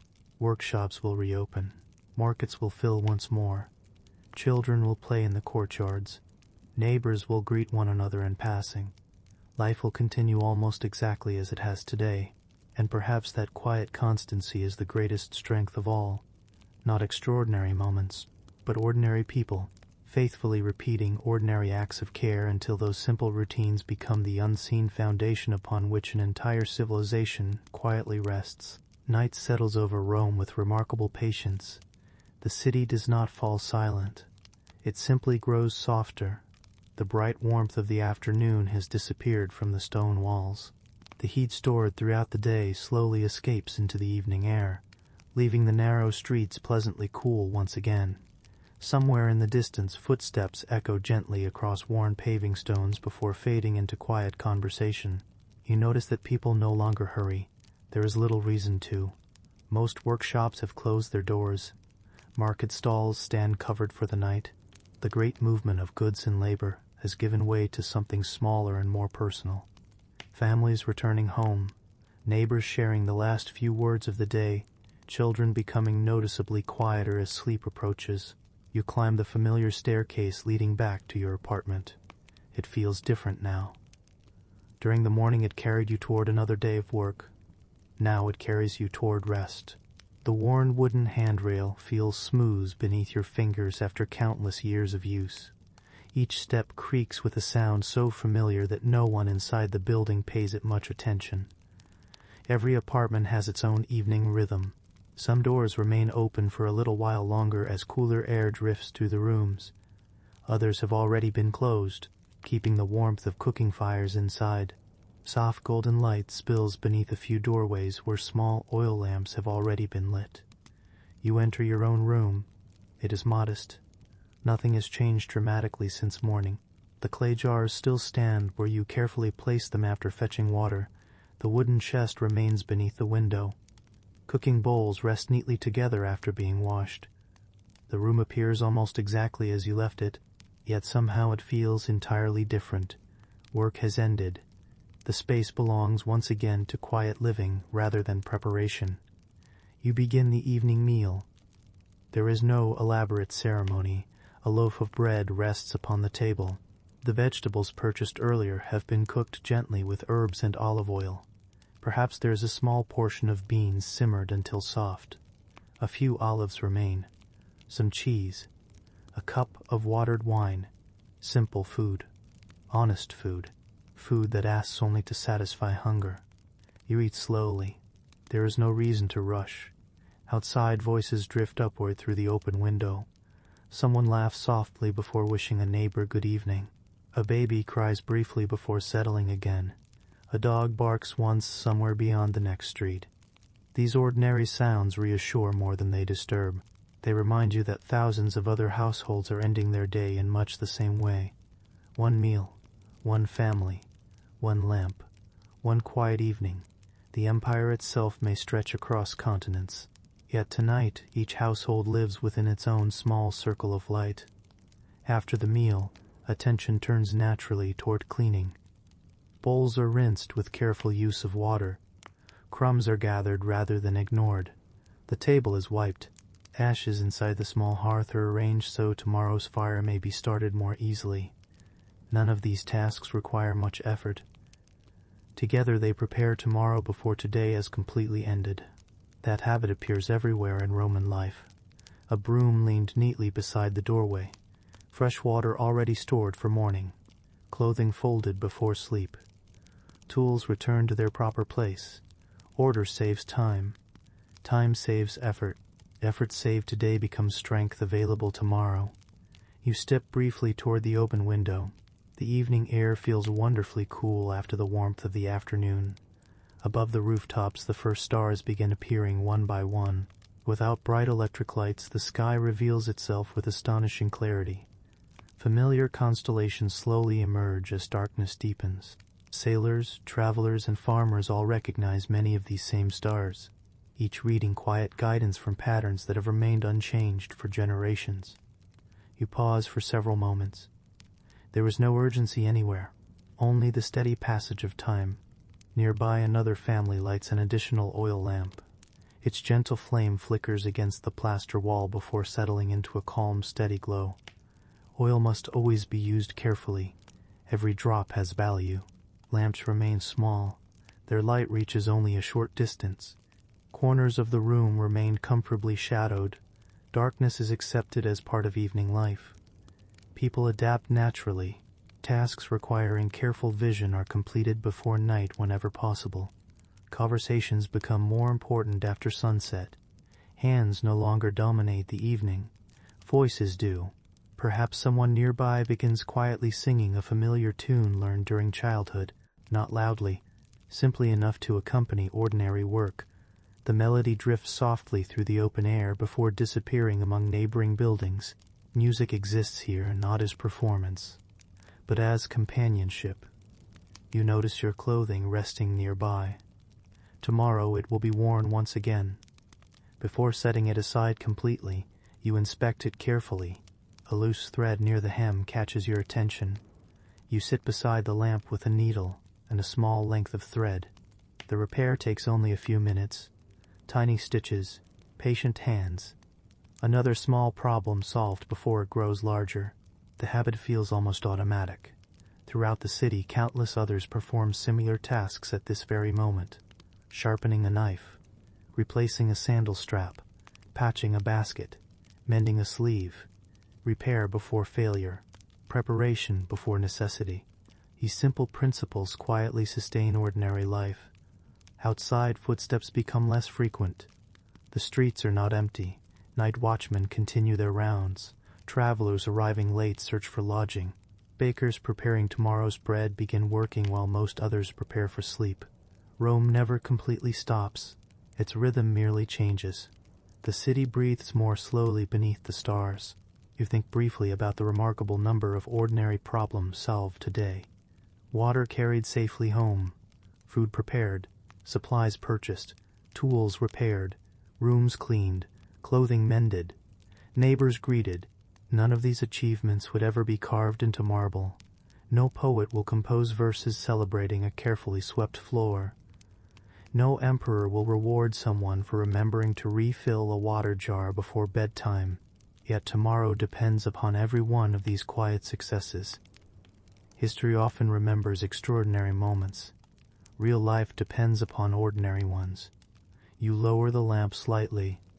Its warm light becomes softer. The room grows calmer still. Outside, the city continues whispering gently beneath the night sky, while within your small apartment, everything needed for tomorrow already waits patiently in its proper place. And that quiet readiness, built through countless modest acts repeated day after day, may be one of the greatest accomplishments any Roman ever achieved. The deeper the night becomes, the more clearly you begin to understand that even sleep requires preparation. Modern homes ask very little before bedtime. A switch is turned, a door is locked, perhaps an alarm is set. In ancient Rome, the quiet hours before sleep involve a collection of small decisions, each one helping tomorrow arrive a little more gently. You begin by checking the small oil lamp once more.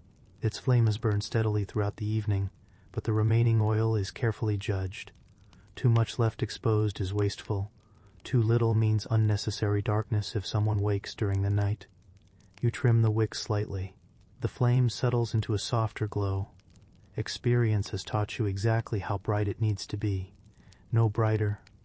The room now feels peaceful. Warm light touches only the nearest objects. The clay water jar, the wooden stool, the woven basket resting beneath the table. Everything beyond them slowly disappears into comforting shadow. Darkness is not something to fear. It is simply part of the rhythm of living. Your sleeping place is modest. Perhaps a wooden frame supports ropes woven tightly together. Perhaps it is a simple mattress stuffed with straw, wool, or dry plant fibers resting upon a low platform.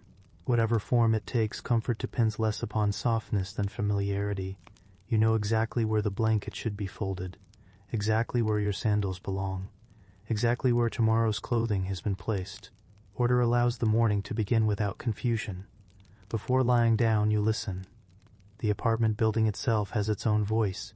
Wood settles quietly as temperatures cool. Someone walks carefully across an upper floor. A distant door closes with a gentle thud. From another room comes the soft murmur of two neighbors finishing a conversation before sleep. None of these sounds seem unusual. In fact, complete silence might feel stranger. Cities never become entirely silent. They simply whisper. Outside, a pair of late travelers pass beneath your window. Their footsteps echo briefly across the stone street before disappearing into the distance. Farther away, a cart rolls slowly toward one of the city gates, its wooden wheels producing a familiar rhythm against the paving stones. Perhaps supplies are arriving early. Perhaps someone has begun a long journey before sunrise. Rome continues moving even while most citizens rest. The city breathes through the night. You remove your sandals and inspect them almost absent-mindedly. Dust has gathered around the leather straps after another long day of walking. One buckle feels slightly loose. You tighten it now. The repair requires only a moment. Tomorrow morning you will not have to think about it. This simple habit repeats itself across the city. Someone sharpens a kitchen knife before placing it away. Another fills a water jug. Someone folds work clothes. Another bundles kindling beside the hearth. Preparation quietly replaces urgency. The body itself asks for attention as well. Your shoulders still remember the weight of the water jar carried earlier. Your feet recall the uneven paving stones beneath countless steps. Your hands bear the gentle stiffness that follows a day filled with ordinary tasks. There is no dramatic exhaustion, only the honest weariness earned through useful work. You stretch slowly, nothing elaborate, just enough movement to ease tired muscles before sleep. Generations of Romans have likely performed the same quiet motions without giving them a name. The body understands what it needs: a deep breath, a slow roll of the shoulders, gentle movement of aching hands. Sometimes wisdom exists long before it is explained. You pour yourself one final cup of water. It is pleasantly cool. The effort required to collect it this morning makes each sip feel quietly valuable. Water is never taken for granted, not when every full jar has already demanded strong arms and patient steps. You drink slowly, then cover the storage vessel once again. Nearby, the small cooking fire has almost disappeared. Only a few glowing embers remain beneath a blanket of pale ash. Enough warmth survives that tomorrow's fire may awaken more easily. Starting entirely from nothing requires extra time. Preserving what already exists is almost always wiser. It is another lesson repeated throughout Roman life. Protect what works, repair what weakens, prepare before necessity arrives. Outside your window, the night sky stretches beautifully above the city. Without modern lights to soften the darkness, the stars seem countless. The familiar band of the Milky Way reaches gently across the heavens. Somewhere beyond those distant lights, tomorrow slowly approaches, though no one can yet see it. Time itself feels different here. There are no glowing clocks, no watches marking every passing minute. Instead, people trust the gradual rhythm of the world around them. Darkness deepens. The air cools, voices fade. The stars climb higher. Morning eventually follows. Nature keeps the schedule. Nearby, someone quietly coughs before settling once more beneath a blanket. A child briefly murmurs while dreaming. Another apartment grows completely still. These tiny sounds remind you that hundreds of families surround you, each ending their day beneath the same sky, each carrying their own collection of ordinary worries into sleep. Will tomorrow's market have enough grain? Will the weather remain fair? Will the repaired sandal hold another week's walking? Will the roof remain dry if rain comes? These concerns are neither dramatic nor unusual. They are simply life. You realize something else as you prepare to lie down. Many of today's problems have no permanent solution. The floor cleaned this evening will gather dust again. The water jar will empty. The bread will be eaten. The firewood will become ash. The clothing you repaired will one day require another stitch. At first, this endless repetition might seem discouraging. Yet the Romans rarely appear defeated by it. Instead, they accept it with quiet confidence. Some tasks are not meant to be completed forever. They are meant to be cared for continually. Much like a garden, much like friendship, much like a home. Civilization itself depends upon countless responsibilities that quietly return each day. As the lamp burns lower, shadows become softer still. The room grows comfortably dim. The familiar objects surrounding you fade gently into darkness, yet you know exactly where each one rests. Nothing feels uncertain. Everything has been prepared. Tomorrow's clothing, tomorrow's water, tomorrow's tools, tomorrow's water, tomorrow's tools. Not every challenge can be predicted, but many can. That simple understanding allows sleep to arrive with surprising peace. You settle beneath the blanket. The mattress shifts slightly beneath your weight before becoming still. Outside, Rome continues its patient conversation with the night. Somewhere a baker has already begun mixing dough for the coming dawn. A watchman continues his quiet rounds. A dog lifts its head before settling once again. Life has not stopped. It has simply entrusted the city to darkness for a few peaceful hours. And as your breathing grows slower, you understand perhaps the most ordinary problem every Roman solved each evening. Not how to conquer an empire, not how to build an aqueduct, but how to end one day well enough that another ordinary day could begin again with quiet confidence. Sleep comes quietly. There is no perfect silence to welcome it. Instead, there is the gentle collection of familiar sounds that every Roman gradually learns to accept without thought. Somewhere below, a final doorway closes with a muted thud. A dog shifts against the cool stone outside before settling once more. From far across the sleeping city comes the faint rumble of a cart, beginning an unusually early journey. None of these sounds are interruptions. They are simply part of living among so many people. Your eyes grow accustomed to the darkness. The little oil lamp has finally been extinguished, leaving only the pale glow of moonlight filtering through the narrow window. It rests softly upon the opposite wall, revealing little more than gentle outlines. The water jar stands where it always does. The wooden stool casts a quiet shadow across the floor. Your folded clothing waits patiently for the morning. Nothing asks for your attention anymore. Today's work is complete. As you lie beneath the blanket, the events of the day drift slowly through your thoughts. The early walk to the fountain. The heavy clay jar balanced against your shoulder. The warm bread broken into simple pieces. The crowded marketplace. The patient craftsman shaping wood, iron, and cloth. The afternoon heat pressing gently against stone walls. The neighbors exchanging quiet greetings. The evening meal shared beneath the steady glow of a small lamp. None of these moments would seem extraordinary to the people living them, yet together they form an entire civilization. History often celebrates remarkable days. Most lives are built from ordinary ones. Outside, Rome continues breathing beneath the stars. The great public buildings stand silent now, their towering columns touched by silver moonlight. Temples that welcomed crowds throughout the day now watch over nearly empty streets. The great forums, so full of voices only hours ago, rest quietly until sunrise calls people back once again. Even monuments seem to sleep. The city itself feels gentler after dark. Without merchants calling to customers or craftsmen striking metal, other sounds become easier to notice. A breeze moves softly between narrow streets. Leaves rustle in a courtyard where a small fig tree grows. Water continues flowing through public fountains without pause, its steady music unchanged by the hour. That sound never truly leaves Rome. Day or night, summer or winter, the fountains continue their patient work. Somewhere nearby, a baker has already awakened. While most of the city sleeps, he kneads tomorrow's dough beneath the warm light of his oven.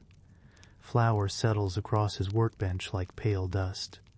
The fire must be prepared carefully. Bread takes time.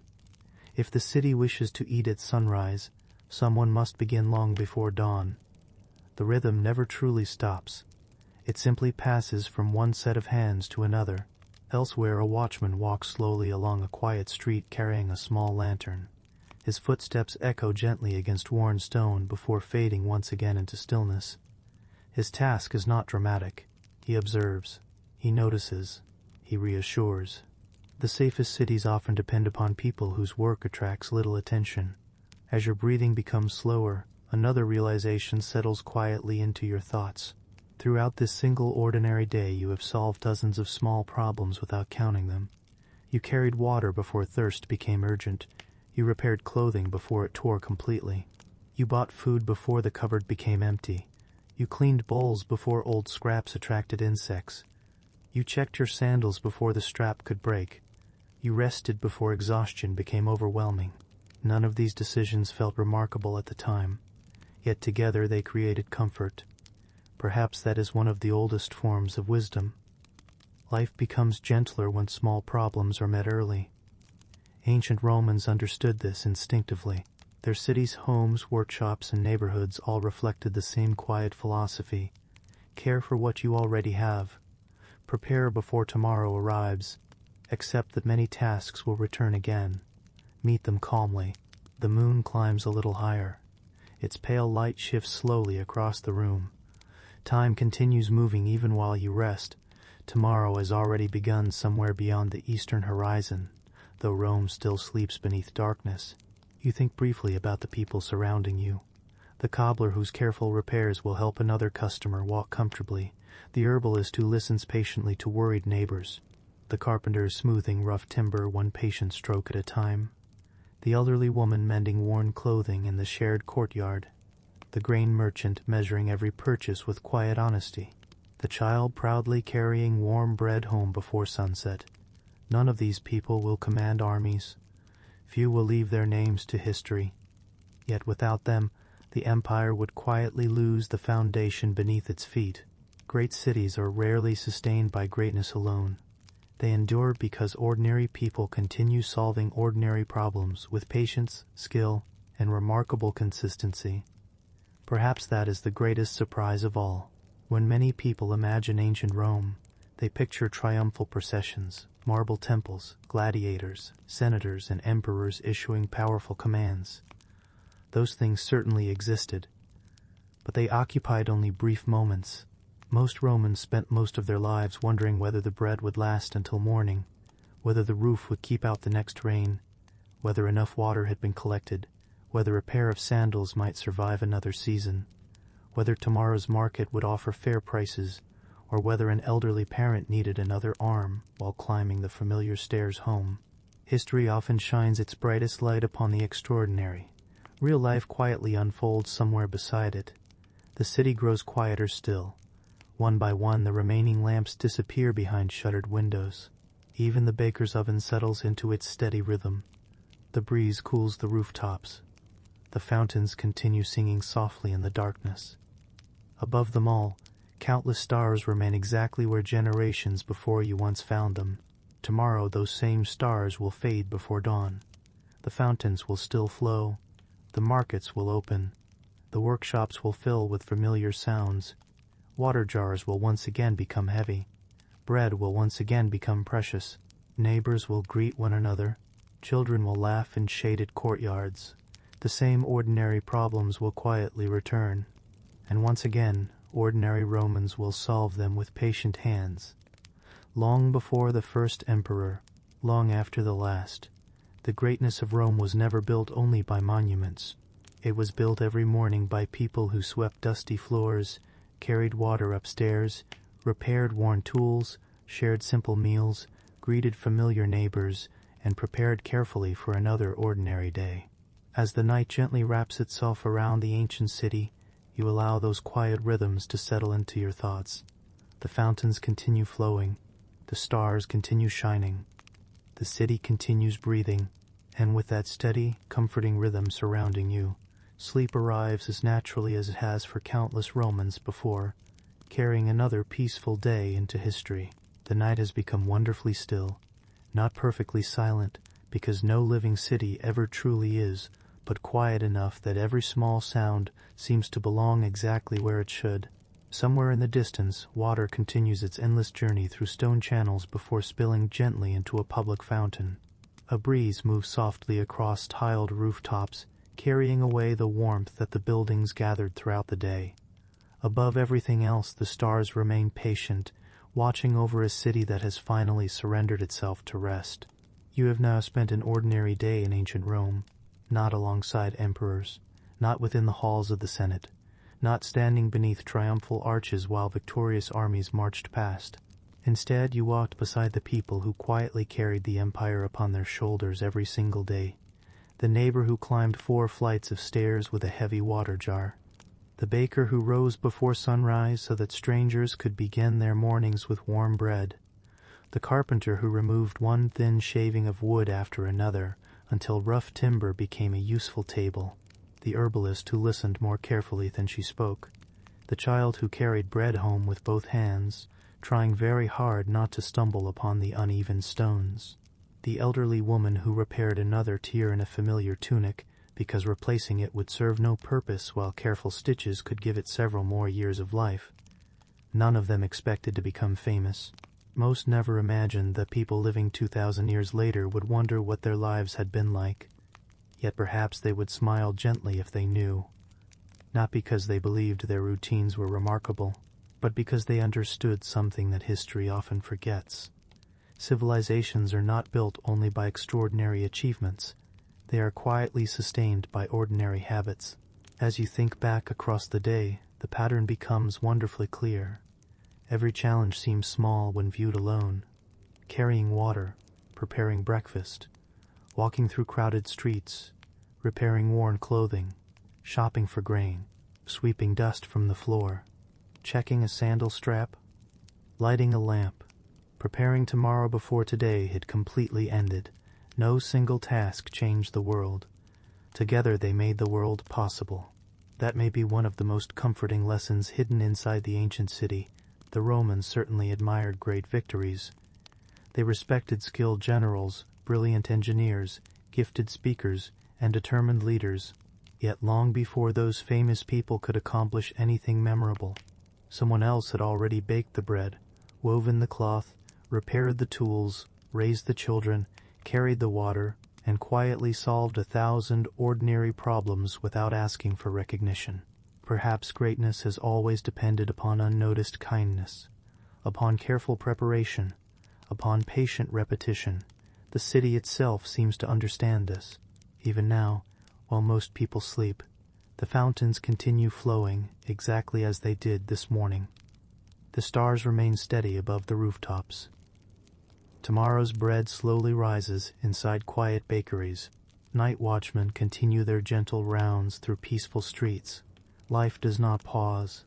It simply changes pace, and by the time the first pale light reaches the eastern horizon, another ordinary Roman day will already be waiting. Someone will stretch tired shoulders before stepping outside. Another will lift an empty clay jar. A merchant will arrange fresh vegetables beneath a woven awning. Children will once again discover that simple games require very few possessions. Craftsmen will reopen their workshops. Neighbors will exchange familiar greetings. The same routines will continue. Not because life lacks imagination, because consistency quietly protects communities. You may notice that many of the problems you encountered throughout this day still exist in different forms. Water still needs collecting somewhere in the world. Meals still need preparing. Homes still need cleaning. Clothing still wears thin. Neighbors still appreciate kindness. Communities still depend upon people who complete small responsibilities without applause. The tools have changed. The buildings have changed. The pace has certainly changed. But many ordinary human concerns remain surprisingly familiar. Perhaps that explains why the ancient world never feels entirely distant. Across thousands of years, people still hope for enough food to share, enough health to greet tomorrow, enough friendship to make difficult days lighter, enough rest to begin again in the morning. The details change.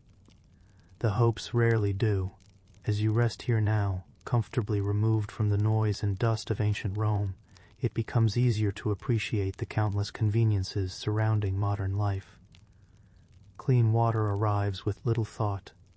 Light appears almost instantly. Fresh food can often be stored safely for days. Warmth, shelter, communication, and travel ask far less effort than they once did.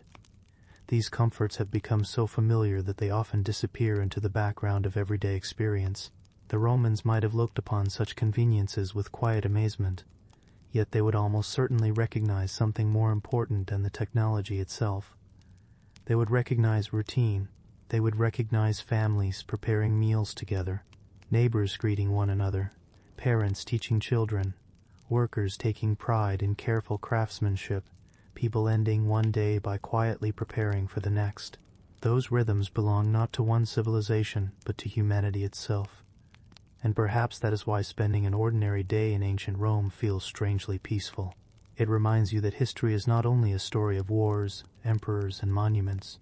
It is also a story of breakfast, of water carried carefully upstairs, of floors swept before sunset, of herbs hanging quietly beside a doorway, of lamps burning softly while someone mends clothing beneath their warm light.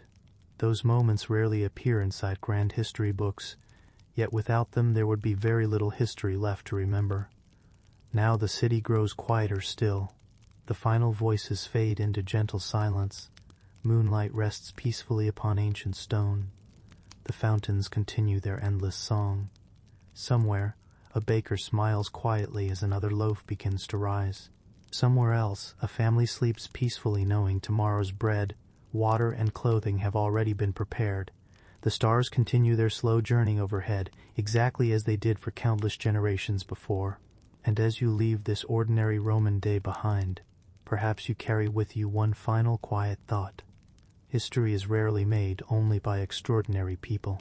More often it is built patiently by ordinary hands completing ordinary work with extraordinary consistency. Thank you for spending this peaceful journey with Sleepy Historian. If you found comfort wandering these quiet streets of ancient Rome, perhaps you will return another evening to explore another forgotten corner of the past together. Until then, may your own evening be gentle, may your thoughts become lighter, may your home feel warm, and may sleep arrive as peacefully as it did beneath the quiet rooftops of Rome, where fountains flowed through the darkness, neighbors rested after honest work, and another ordinary day slowly became history.